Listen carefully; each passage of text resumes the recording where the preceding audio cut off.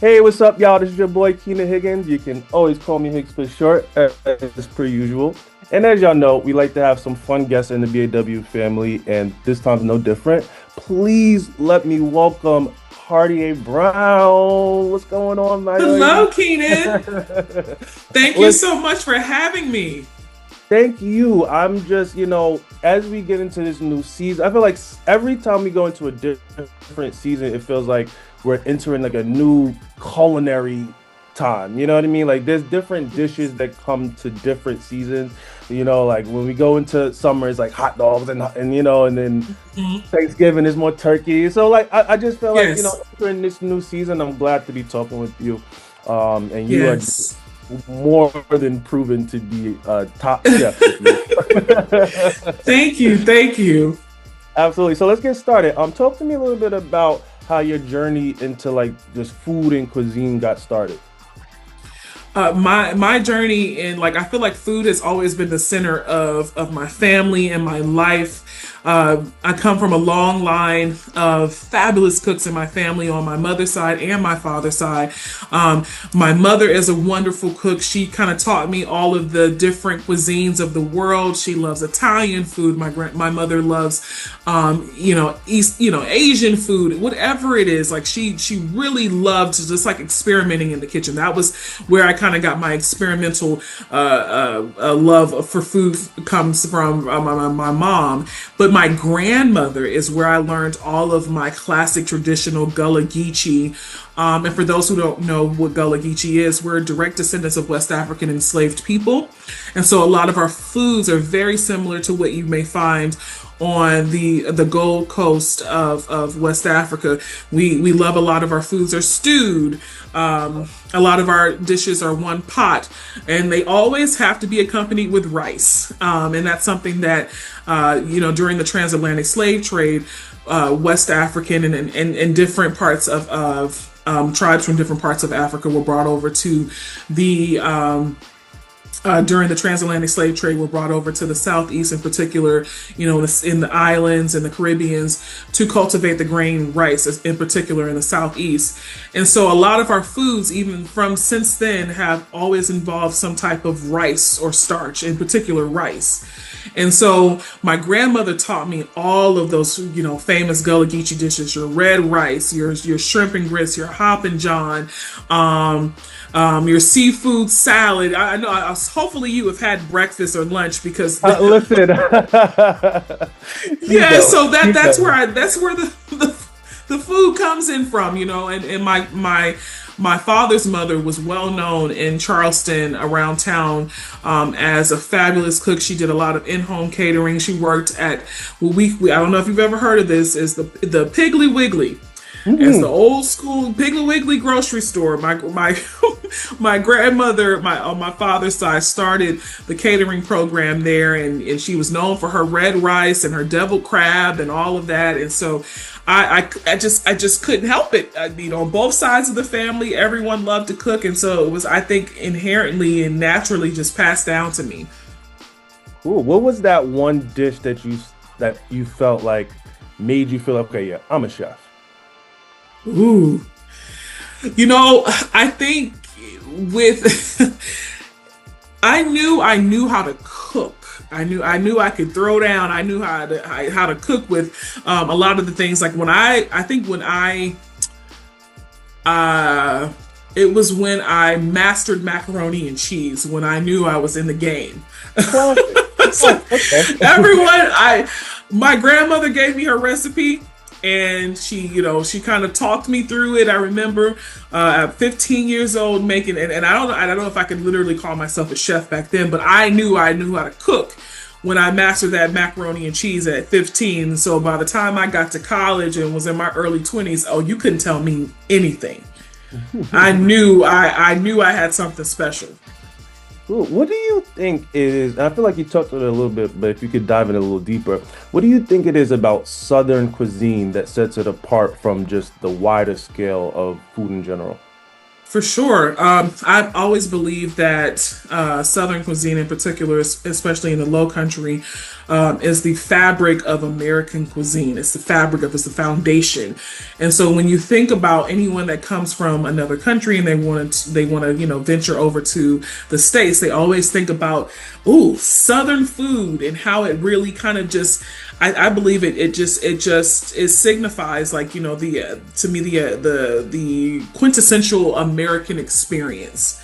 And so I think that's what sets it apart from all the other foods, is it is basically the traditional and the foundation of American cuisine, because it came in through the transatlantic slave trade, and it came in through like the ports of Charleston and Savannah. And so that's what really kind of gives us our the special like, things that it possesses, is really because it is the foundation of American cuisine, and then everything else is just branches of it.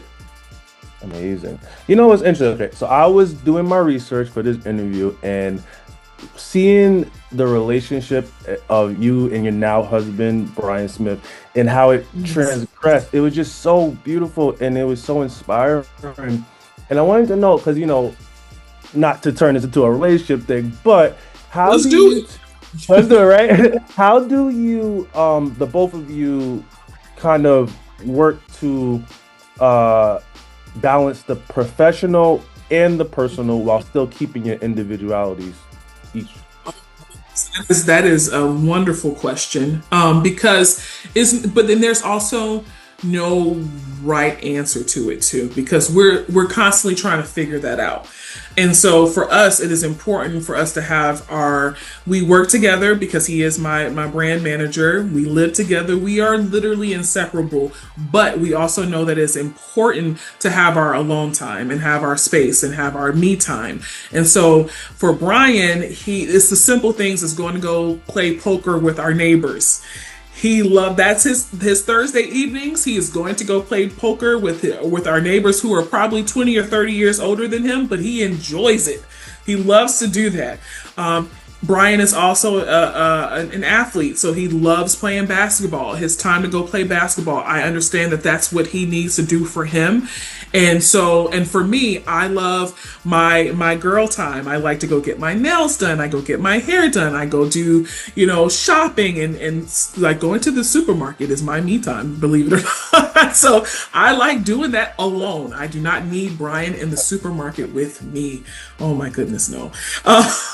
So it's so important to have that time to yourself. And so it does make you appreciate one another when you come back together and say, hey, I've enjoyed my time here and I've enjoyed my time doing this, and now we can enjoy our time together. Amazing. Well, getting into like the joint decision to open up about his type 2 diabetes, like what was the catalyst to like giving that to the world, especially because, with certain situations, particularly when it comes to health, a lot of people like to keep that a little bit more personal. But what was it that inspired y'all to kind of open up about that journey? So I've always been an open book, and I'm very transparent. And Brian kind of, had an idea of that prior to getting in a relationship with me. So he knew that I was a public figure, and that when I, not only just being a public figure, because people, you see people in the public eye, they have a public persona and then they have their private persona. My public persona is my private persona. I am who I am, behind the scenes and on camera. And so for me, sharing this was so important because like I share all of the wins and the triumphs in life. This is also very important for us to talk about in the public eye. We shared our marriage, we shared our love story, and now this is a part of our love story. And so sharing this with my fan base, who I like to call my cousins, again, the familial family dynamic in that is like, you wouldn't hide this from your family, would you? And so this is something that we felt was so imperative and important to share with our extended family. Has your cooking at home changed or affected it, or in how many ways has it? So our cook my cooking we weren't too far off to begin with, like being in the low country and having access to fresh vegetables and fruits and seafood and stuff, and so we normally eat like that anyway. Brian has a sweet tooth and he loves his desserts and his cakes and all of that, and so we continue to cook and we eat those things, but the great thing about it now is that we have a tool that helps us throughout this. And so not only are we, there's no guessing in this at all. And with the things that I enjoy cooking, it's just we're figuring out what affects his glucose, what spikes his glucose and what doesn't. And so with the Abbott Libre 3 Plus sensor, which he wears on his arm, it's like a little discreet little like button in the back of his arm that he wears, and it gives him like by the minute up to date information on what is affecting his glucose. And so with that, I'm having fun kind of experimenting with different recipes and the things that he likes and the things that he really enjoys eating. And with that, I can literally, develop a recipe or modify a recipe that I already have, and I can put it in front of Brian. He can take a picture. This is a cool thing. I don't know if you know this. So he can take a picture with his. He can take his phone, take a picture of a plate, literally of a plate that I fix for him or he fixed for himself, and it goes through the Libre Assist, which is a part of the Libre app, and it tells him, hey, this plate is either going to have a minor, a moderate, or major impact on your glucose. So like say if I fix him a plate because Brian loves like a combination of like collard greens, red rice, fried chicken. It may say that's going to be a major impact. You may want to swap out the red rice for maybe like cauliflower, because I've also experimented with red rice with cauliflower. Really good. You can tell the difference just a little bit, but the flavor is still there. Maybe choose baked chicken versus the fried chicken. And so having that, a tool like that has been such a game changer for us and for him, because he knows we don't have to guess. He doesn't have to prick his finger and take his blood sugar levels with that. He has this monitor on him that literally tells him every minute what is going on within his body. So this is it's been amazing, and I can't speak highly enough of Abbott's Libre 3 Plus sensor, because it really has changed the game for us. We don't have to guess. I continue to make the things that I love to make with just slight modifications. You gotta love technology, I swear. Yes. Like, what was one of the things that you learned about diabetes that you that may have surprised you, or that you feel like some people should know?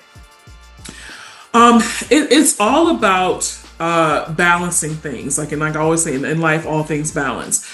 And so what we've learned is, in particular with Brian in his case, is that eating things like eating fiber before he eats a starch on a plate helps balance his glucose. So like say if there's a plate in front of him, he has maybe a few potato wedges.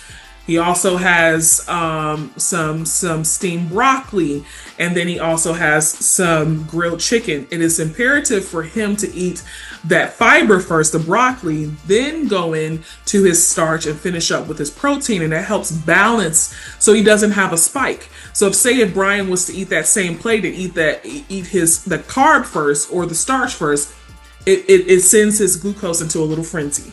And so we've learned it's such a great tool to know, is that in order in which you eat and the timing in which you eat also plays a big part in your numbers. I love that. So let's talk about the new generation of cooking, particularly with Baking Championship next gen. What was it like ushering in those young and fresh minds who are in the kitchen, and maybe the next you in the next 10 years, Yes. Oh my goodness. Working with those talented young bakers has been just amazing. I have learned from them. I don't make macarons.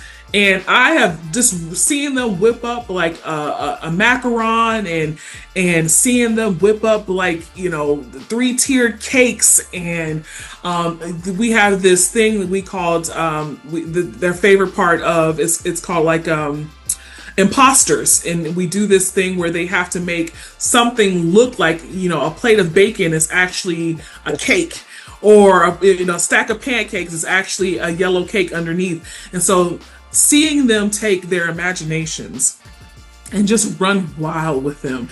You know, the older we get, the more I think we steer away from our imagination and the splendor in life. And so being and watching and seeing, these young bakers do what they absolutely love without being tainted by the society and the world, it's just, I can't tell you how amazing it is. It brightens. Like, I look forward to it every single year that I'm going back and watching these kids do what they absolutely love to do. Listen, I definitely got some binging to do. To close this out, I have two more questions. What is the one area of culinary arts that you have yet to get into that you're kind of like open to trying out? Yes. Oh, I am always, excuse me, I'm a student before anything else. And there's parts of the culinary world that I really have not touched. Like, I love savory.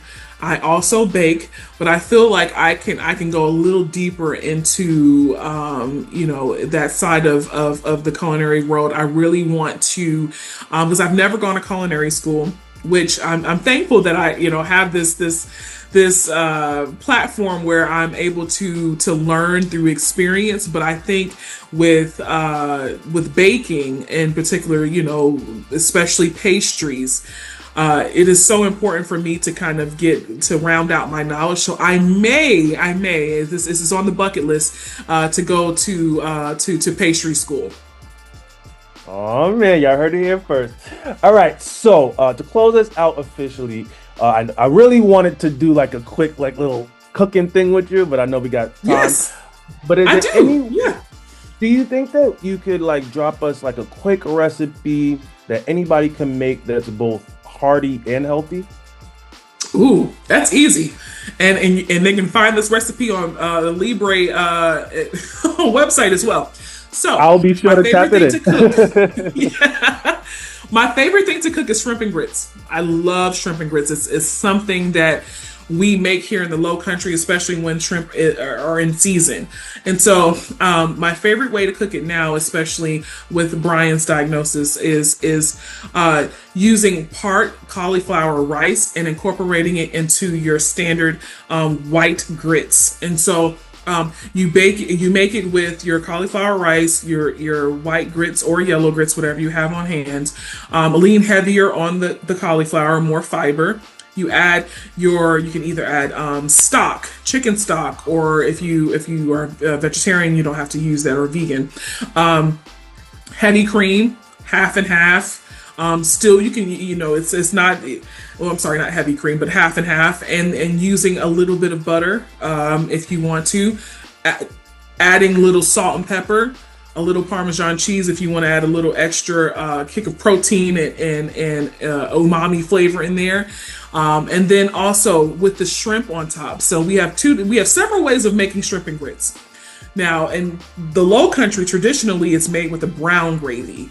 But with this recipe, because we're making those slight modifications, we're making a scampi style topping. And so you're just searing off that shrimp, you're adding a little white wine, a little stock, a little lemon juice, a little garlic, and that's it. So you take those cauliflower grits, you add that shrimp on top, you kind of douse it in that scampi sauce, and you have yourself a complete meal. Listen, Kardea, it has been a pleasure. I am literally about to head to the kitchen right now to whip something up because glad I can be an inspiration. Thank you so much, and I'm pretty sure our BAW readers are definitely going to get a kick out of this. I'm really excited to just like see your transgression into this industry, and just definitely seeing how you get into the bacon. Yes, thank you so much, Keenan.